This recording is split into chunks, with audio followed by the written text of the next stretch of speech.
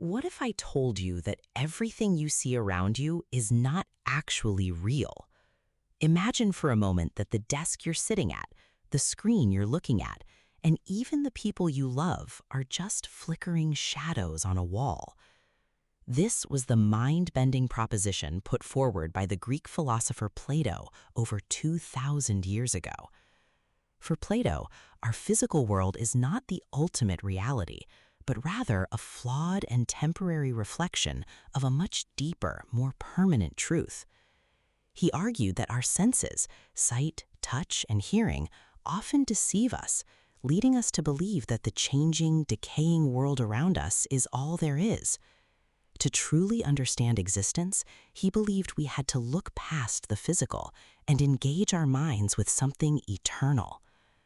Born in Athens during a time of immense political instability, Plato sought a foundation for truth that didn't shift like the sands of human opinion or the inevitable rot of material objects.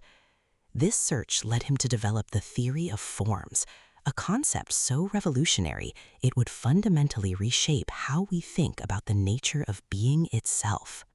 Plato's journey toward the theory of forms began with a simple but troubling observation. Everything in our physical world is in a constant state of flux. Think about a blooming lily. It is vibrant and fragrant today, but within a week it will wither and return to the earth. Plato looked at this and saw a profound problem. It wasn't just flowers, it was everything.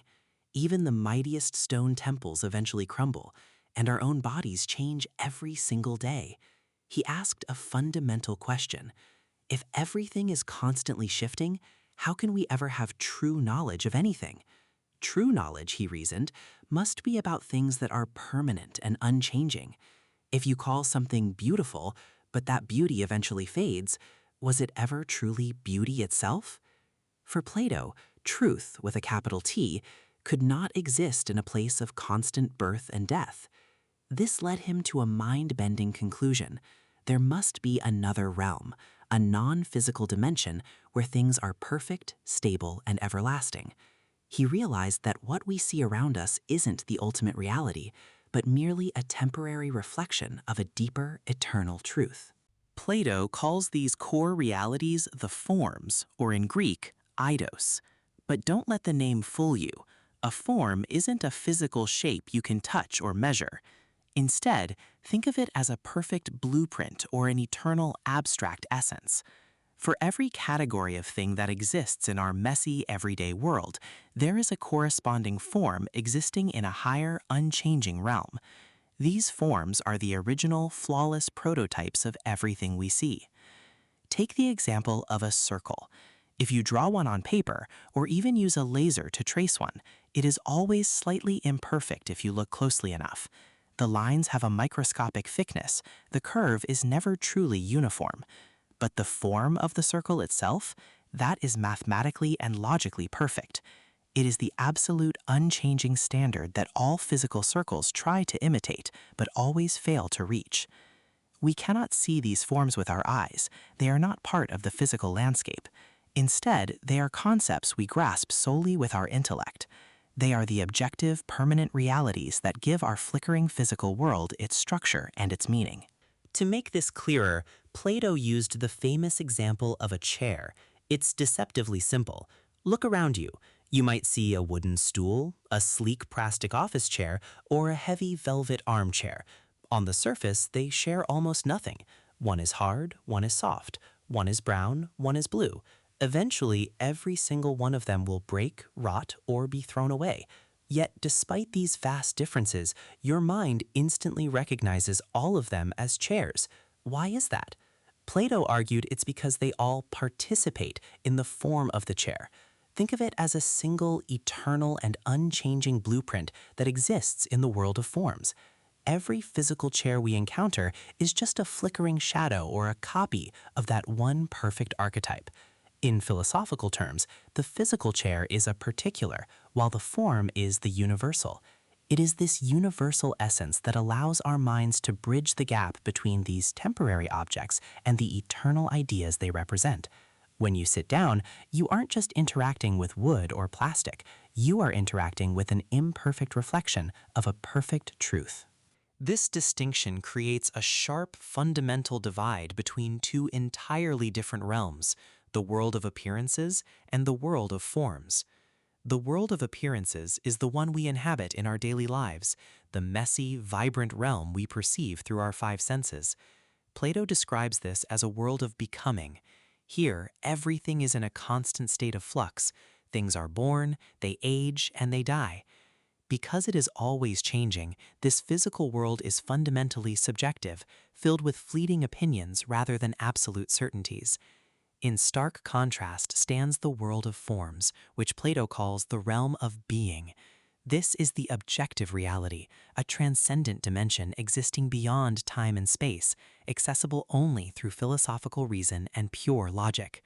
While the world of appearances is like a passing dream or a distorted reflection in a pond, the world of forms is the solid, unshakable ground of reality itself.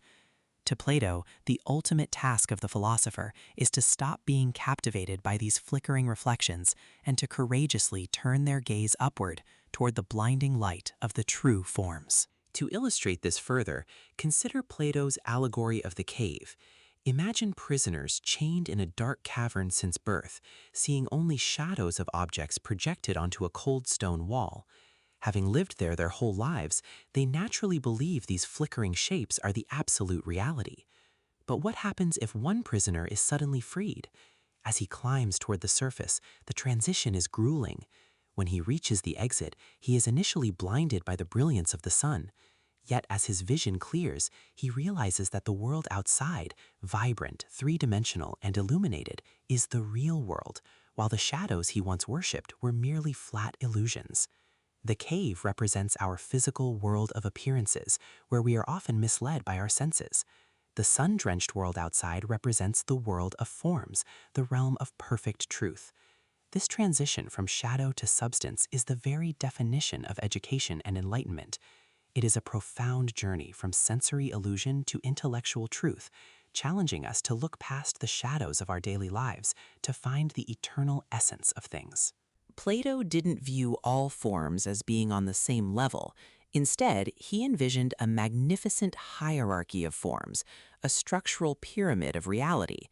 At the very base of this intellectual pyramid, we find the forms of physical objects, the perfect blueprints for everything from a sturdy oak tree to the chair you're sitting in right now. Moving upward, the concepts become more abstract and refined. Here lie the mathematical forms, the pure concept of equality, or the perfect eternal laws of triangularity.